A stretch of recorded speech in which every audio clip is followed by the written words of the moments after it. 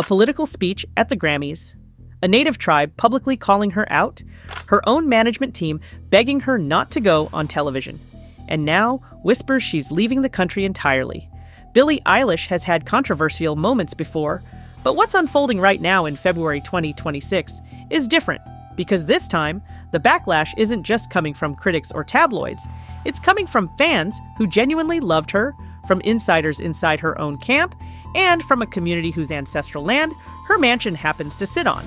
So how did one sentence at an awards show turn into a full-blown international crisis? And why is her own team more scared of what she's about to say next than anything she's already said? Let's go back to the beginning of all this, because the timeline matters a lot.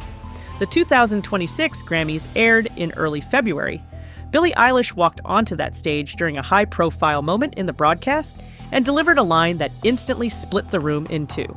She said, "Nobody is illegal on stolen land." And then she smiled, and then she walked off like she just said something obvious, like she was daring anyone to push back. The room's reaction was mixed. Some people cheered, others went quiet. The cameras caught at least a few uncomfortable glances from people sitting in the front rows. But here's the thing, the real reaction wasn't in that room. It was online, and it started within minutes. By the time the Grammys broadcast wrapped up that night, her comment was already trending across multiple platforms. And it wasn't trending the way her team had hoped. Some fans went to the mat defending her. They called it brave, necessary, and long overdue. But a different wave of reaction was building quietly underneath that support, and it was much harder to dismiss, because within 48 hours, members of the Tongva community issued a public statement. The Tongva are the indigenous people of the Los Angeles Basin, and they pointed out, directly and specifically, that Billie Eilish's own mansion sits on Tongva ancestral land. Think about what that moment did to the narrative. In one move, her speech stopped being just a political statement and became something much messier. It became a question of whether she was speaking up for a cause or speaking up for a cause she hadn't fully reckoned with in her own life. The people making that argument weren't angry conservatives, they were the exact community she was apparently speaking on behalf of. And that is when this stopped being a Grammy controversy and became a full-blown PR storm. Her management team, according to multiple reports, called emergency meetings within 48 hours of the broadcast. There were conversations about damage control, about whether she should make a clarifying statement, and about how to handle the interviews that were already being scheduled. The word panic gets thrown around a lot in celebrity gossip, but in this case, that word was being used by people who were actually in those rooms. But Billie and her brother Finneas O'Connell reportedly had no interest in walking anything back. And that decision, right there, is what turned a controversy into a crisis. Because it wasn't just about what she said at the Grammys anymore. It was about what happens when an artist decides that being right matters more than being smart about the timing. But the Grammy speech was only the first layer, because Finneas was about to make things significantly worse. While Billie's team was trying to figure out how to quiet the noise, Finneas went online. And instead of calming things down, he blamed the backlash on, quote, angry old white men. Now, pause on that for a second, because that response might feel satisfying if you're already a fan. But if you are one of the people who had legitimate questions, or if you're a member of the Tongva community who just made a public statement, being dismissed as part of a demographic, Punchline is not exactly a bridge-building moment. It's a door slam. The comment went viral immediately, but not in the way Finneas probably intended. Supporters shared it triumphantly. Critics screenshot it and used it as evidence that neither sibling had any interest in hearing feedback. And the Tongva community, notably, was not made up of angry old white men, which made the deflection look even worse. Here's something that got lost in all the noise. The Grammys were already fighting a ratings problem heading into the 2026 broadcast. Viewership had been declining for years, and the network was counting on moments that felt culturally significant to pull people back in. Billie's appearance was supposed to be one of those moments. Instead, her comment hijacked the entire news cycle, and not in a way that made anyone excited to tune in next year. Some entertainment journalists pointed out that the controversy actually did drive short-term online engagement, more than the performances themselves. But engagement driven by division is not the same as the kind of buzz that sells records or concert tickets. There is a difference between people talking about you and people who want to hear what you say next. But the thing is, the Grammys' backlash and Finneas' response were still just the setup, because what happened next inside Billie's inner circle is where this story gets really layered. Her team wasn't just managing external optics, they were managing a plan that Billie and Finneas were already building quietly for weeks. A plan that involved a television appearance, a move overseas, and a statement that insiders say could crack this entire situation wide open. Because here's what nobody was talking about yet: the Ireland announcement. According to reports that started circulating in the weeks after the Grammys, Billie and Finneas had been working on a plan to appear on Jimmy Kimmel Live in March 2026. And the purpose of that appearance was not just to promote her upcoming projects. It was to announce that she and Finneas were leaving the United States, at least for an extended period. The stated reason was creative. Billie has Irish and Scottish heritage on her father's side, and she and Finneas reportedly want to film a featurette in Ireland connected to her ongoing tour content. Her concert film, tied to the Hit Me Hard and Soft tour in a 3D release format, was already in development. Adding an Ireland-based featurette would give it a personal, roots-driven dimension that could work really well artistically. On paper, that sounds like a thoughtful artistic decision, and it might genuinely be that. But the timing is impossible to separate from everything that had just happened at the Grammys. When you make a politically charged statement, get called out publicly by an indigenous community, watch your brother double down on social media, and then announce a few weeks later that you're leaving the country, people are going to connect those dots. And they did. Critics immediately framed it as running from the storm. The narrative online hardened quickly. Fans who had defended her started to wobble, and people who had already written her off felt completely vindicated.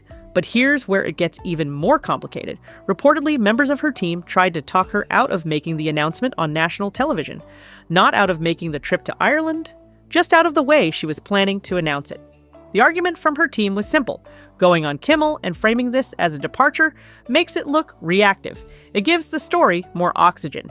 It turns a personal creative decision into a political statement in real time, on camera, in front of millions of viewers. Some insiders suggested alternatives. Filming in Northern California's redwood forests could achieve the same visual and emotional result she was after. The roots angle could still be there through the music itself. Why hand? Critics, another viral moment? Billie and Finneas reportedly did not take that advice. And there were other complications building inside the team. Certain staff members were said to be reluctant to travel overseas if the arrangement became long-term or even semi-permanent. When you have crew, managers, and support staff who have built their lives around a domestic operation, a spontaneous international relocation announcement creates real logistical anxiety. It wasn't just a PR problem, it was a business infrastructure problem. There were also reports that the pair was considering a second television appearance on The Late Show with Stephen Colbert to continue discussing the political dimension of their decision, which, if accurate, would suggest this isn't just about art or heritage or a creative project. It would suggest a deliberate, sequential media strategy designed to keep the conversation going. And here is the question sitting in the middle of all of this. Is that brave? Or is it reckless? Because Billie Eilish has spent years building a fan base that loves her for her authenticity. But authenticity and strategy are two very different things. And when your own team is in emergency meetings while you're scheduling television appearances to announce your departure, the line between speaking from the heart and managing a crisis starts to blur in ways that are really hard to walk back. But you haven't heard the part that could genuinely torpedo a project worth hundreds of millions of dollars. Let's talk about the money side of this because it matters more than most coverage has acknowledged. Billie Eilish's concert film, the 3D release tied to her Hit Me Hard and Soft tour, is a significant commercial undertaking. Concert films of this size depend on wide audience appeal. They get screened in major chains, marketed to casual fans who never made it to the live shows, and positioned as event cinema in a market that is genuinely struggling to fill seats outside of franchise releases. When controversy surrounds a project, the math gets complicated. You don't need every fan to turn against you. You just need enough of them to say, "I'll pass," for the opening weekend numbers to come in soft. And soft opening weekends for non-franchise films create a narrative of their own, one that's very hard to reverse. Reports suggested that director James Cameron had been briefed on the situation, not in a dramatic stop the presses way, but in the routine way that big productions monitor anything that could affect their investment. Nobody in Hollywood panics about celebrity controversy more than the people who have 8-figure marketing budgets attached to a release date. What makes this particularly delicate is that Billie's audience skews young and passionate, which is normally a major commercial asset. Young, passionate fans show up opening weekend. They buy merch. They create organic social content that serves as free advertising. But that same audience can pivot quickly when they feel like an artist has let them down or crossed a line they care about. And the Tongva land acknowledgement situation cut right through the part of her fan base that cares most about social justice issues. These weren't casual listeners shrugging it off. These were people who had championed her for years precisely because she seemed to think about these things carefully. The feeling of hypocrisy, even if it's unfair, is one of the most corrosive forces in celebrity culture. There's also the question of how the Ireland trip itself gets covered if it happens. Because Billie Eilish flees to Europe after Grammys backlash is a headline that writes itself. And headlines like that have legs. They get referenced in reviews, they color how journalists frame interviews, they become the context within which every future statement she makes gets interpreted. Her team understood all of this, which is why the internal resistance to the Kimmel announcement was reportedly significant.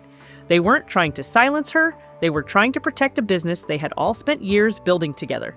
But Billie and Finneas seem to have decided that protecting the business is not the priority right now. Speaking their mind is, which, depending on how you feel about celebrity activism and authentic self-expression, makes her either exactly the artist the world needs right now, or a cautionary tale about what happens when self-expression has no editor.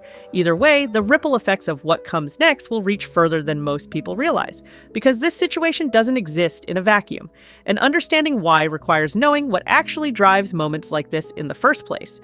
This is not the first time a celebrity has made a political statement at an awards show and watched it spiral. It's not the first time a famous person has threatened to leave the country during a tense political climate. And it's definitely not the first time an artist's team tried to intervene before a very public mistake became permanent. What makes this situation different is the specific collision of factors. Billie Eilish is not a legacy artist coasting on goodwill built over decades. She's young, and she built her career on a specific kind of raw sincerity. That sincerity is her brand in the deepest sense. When something she says feels inconsistent with that brand, the audience reaction is sharper than it would be for an artist with a more ironic or detached public persona. The Tongva land response landed so hard precisely because land acknowledgement has become a cultural touchpoint for exactly the generation that made her famous. If you're going to invoke stolen land at the Grammys, and your own property is sitting on that land, and you haven't addressed that, the irony doesn't fade. It compounds. Finneas's "angry old white men" comment also did something specific and damaging. It built a wall where there might have been a conversation. Critics who were genuinely asking questions about consistency and accountability now had evidence that the siblings weren't interested in dialogue. And that kind of defensive posture tends to extend controversy rather than contain it. The Ireland announcement, if it happens the way it's been reported, will test whether Billie's audience chooses to follow her narrative or reject it. Right now, the audience is divided, and divided audiences can go either way depending on what happens next. Some celebrities have survived this kind of moment by staying quiet, letting things breathe, and returning later with something so strong that the old controversy gets overshadowed. Others have pushed through it publicly and either rebuilt their reputation or deepened their problems. The Kimmel appearance, if it happens in March, will tell us a lot about which of those paths Billie is choosing. And given that she and Finneas reportedly pushed forward with the plan over their team's objections, it sounds like she has already made up her mind. Billie Eilish made one statement at the Grammys. And from that one statement, we now have a public native land controversy, a team in quiet crisis mode, a planned international relocation, and what might become one of the most watched Kimmel appearances of 2026.